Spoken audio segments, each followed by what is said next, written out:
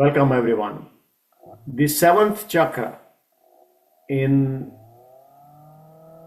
Vedic philosophy is at the top of the head. Now, interesting talk about chakra a little bit before I go into the details of it is that chakra does represent confluence of energies.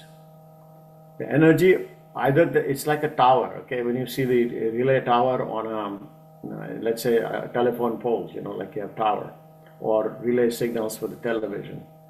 There are actual towers there. And now, of course, there's a space station and everything. So we have this, those rotating satellites. So now we had up in the satellites, but before that we had actual wires going from 10-mile differences or 15-mile differences, and that was a relay station. So it's a relay station for energy. It's a relay station for anything that we do. Relay as well as control station. So that is what chakra. Chakra means ultimately it's a circle. And the circle has many areas, radiations coming out, like what we have the radius coming out, all these rays coming out of the center. So every chakra represents these connections. And every chakra, because it's the location, has a different meaning, obviously. We have the bottom chakra with the, Muladhara chakra for the bottom area, support, etc. Then comes energy, then comes, fire and heart, and we talk all the chakras. So basically chakra means that. And kundal is circle again. Kundali mein jata hai. Kundal mein ghumta hai. Kundalini is just a word which is again, it means circle. It doesn't mean too much anything than just going in circles, kundalini. So these are complex words, but they are simple concepts to say this is basically a circle. And then when we focus it in the center, see, when the energy goes out, if you have something like you put water, a little bit of water, or maybe a marble ball in the center of a disc, and the disc is rotating, the marble ball will go all over the place. It is centrifugal. Centrifugal force gets the energy out. So while centrifugal force is necessary for every chakra, because let's say the heart, okay? The heart chakra, when you have a lot of power in the heart, then your love can spread into various areas of the body, through speech, through head, through eyes, through talking, whatever. This is centrifugal effect. Same thing with, for example, speech. The centrifugal effect. From center you could generate the speech and go out. What's the difference? Now in our practices, we are going to be centering and create a centripetal effect. We are going to be centering it. Centering in the center, right, going up from the bottom all the way up. A line into the one center. And that center goes up on the seventh chakra, meets there. In fact, it is known as Sahasra chakra, 1,000 petals. And the interesting thing about 1,000 petals is the lotus has a stem, right? The lotus has a stem, goes up like that. And then 1,000 petals open up.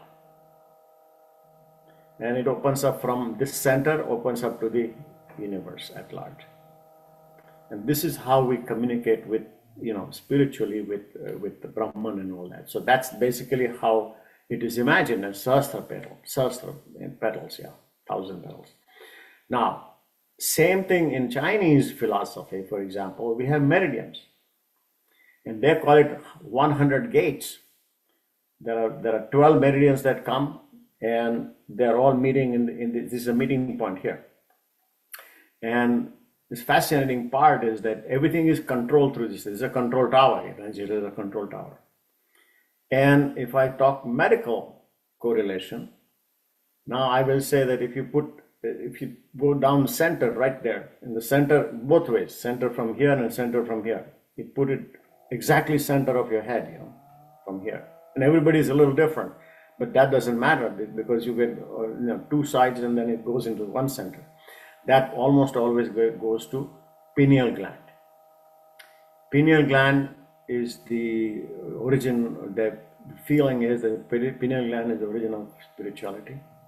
And this gets activated. And also from a medical perspective, it creates melatonin. And melatonin means sleep.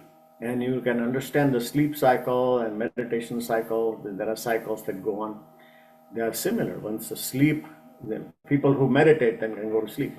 So there's all sorts of possibilities here as to how you correlate this.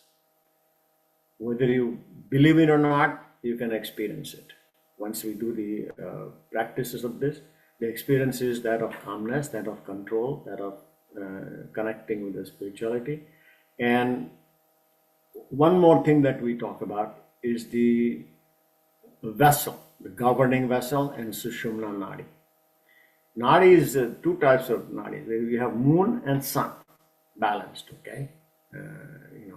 Lunar nadi and also sun nadi. You know that very well, Ida and Pingala. But these two have to be balanced. And the balance is done through Sushumna. Su means good. Shumna means mind. Sushumna.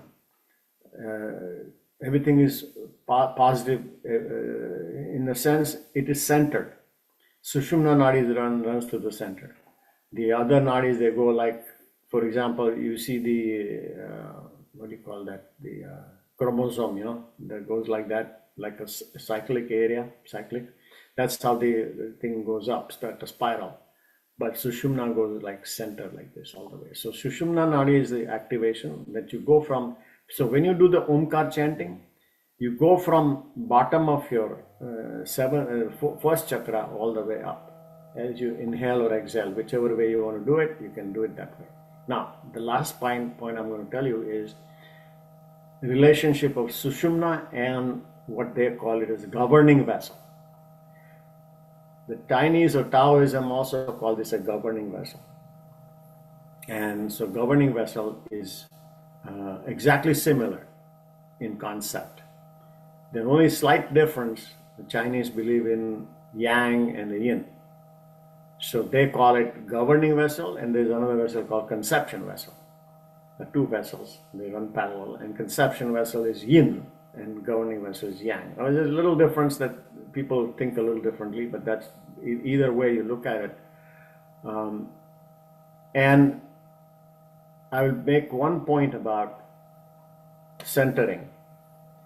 The word centering used is basically for stability, basically for balance, basically for understanding that we don't fly all over the place, don't use too much of centrifugal force, concentrate yourself a lot more. And there are some practices we will do about how to focus and concentrate that. At some point we'll do that. Tai Chi has a lot more practices as well. And so we live through five senses. We gather all the information, 1, 2, 3, 4, and touch. Everything is located right here. We gather, we live the world, we express ourselves and everything else. So it's all outside like that. But when we come down, gather, like the turtle gathers the feet, all 4 feet, and the neck, everything goes in the center. Describe it in Bhagavad Gita as well. How you get to the center and experience the actual force of life, the vitality. Thank you.